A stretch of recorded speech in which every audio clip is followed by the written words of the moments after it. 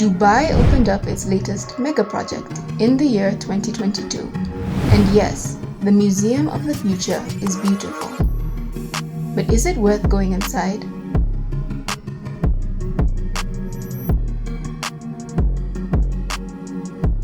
The museum is the result of algorithmic engineering and design-based problem solving that come together to give the world an elliptically shaped building covered in 1,024 stainless steel and fiberglass panels that deliver the beauty of Arabic calligraphy.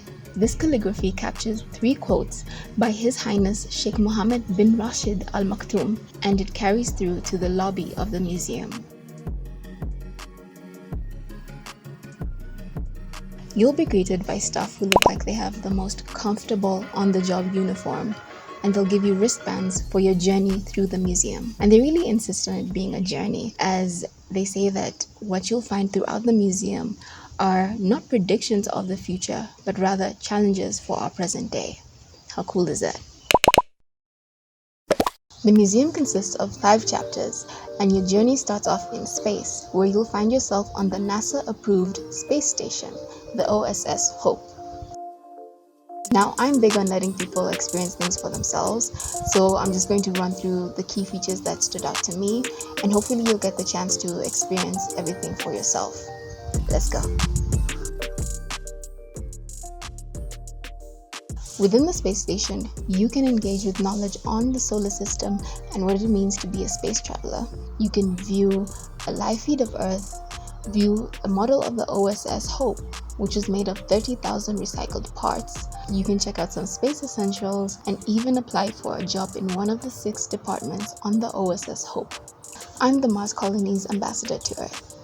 What's up? Next, you head back to Earth in a space pod and venture into the HEAL Institute, which is dedicated to tackling issues on climate change and biodiversity.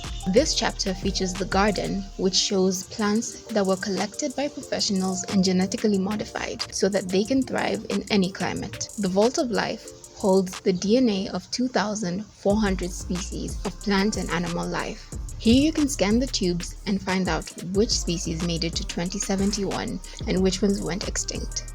Now remember, this isn't a prediction of the future, but rather a challenge for the present. So I love that it reminds us that the future we create depends on how we care for our present. Other features include the laboratory and the observatory.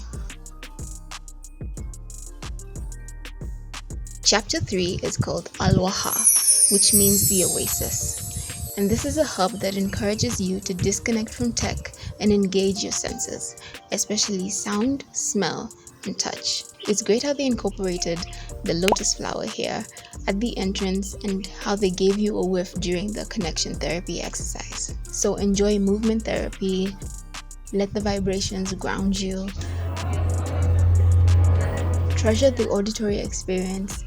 This is a connection therapy where you will be connecting with each other. Take some time to meditate below rippling water and make a wish for your future.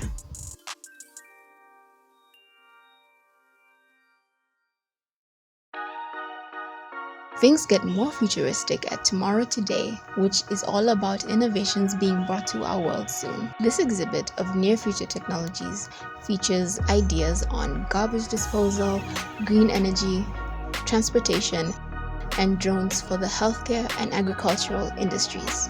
There are solutions for clothing, for rebuilding coral reefs, and for moving away from the non-biodegradable plastic that seems to be our biggest environmental problem.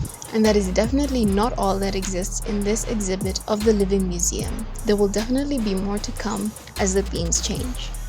Also, on this level, you can head out to the viewing deck and marvel at the building's beautiful facade. Catch a glimpse of Sheikh Zayed Road and the Emirates Towers, and capture some pictures, of course. Now, I didn't have time to check out the remaining floors of the museum, but Chapter 5 is dedicated to ensuring that our future heroes engage with problem solving and fun activities that keep them learning, active, and inspired. Don't forget about the events hall too, a whole beauty on its own. Finally, as you find your way back to the ground floor, you can opt to spend time at the cafe and have your beverage made by a robot, or you can check out the souvenir shop, which by the way has some of the most beautiful souvenirs I've seen at a museum. Here are some of my tips. Since this is a new and popular attraction, book your tickets online in advance in order to avoid disappointment. Number 2, be strategic about the day and time that you go. I went on a Thursday morning at 10 a.m. and there were quite a number of people there. Actually, if you guys are viewing this and you've already visited the museum, let us know in the comment section the day and time you went and what the crowd was like. Finally, take your time, read and ask the guides questions. There was a lot to appreciate and learn from the exhibits, and I think that it would be a shame to have visited and not learned anything about how you can impact your future and the future of generations to come.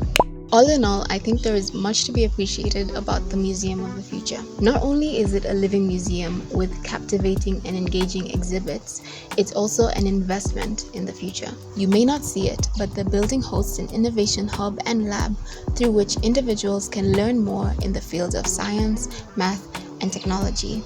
And hopefuls can potentially get funded by investors to build out their next great idea. I'm glad that in a city full of shiny objects, room has been made for a more responsible and positive approach to the future we create. The architecture is impressive and the exhibits are just as impactful as the building that houses them. So is it worth it? Absolutely. And should you visit? Get on it right now. In the comments, let me know which chapter you're most excited to experience. And until next time, keep imagining and stay curious.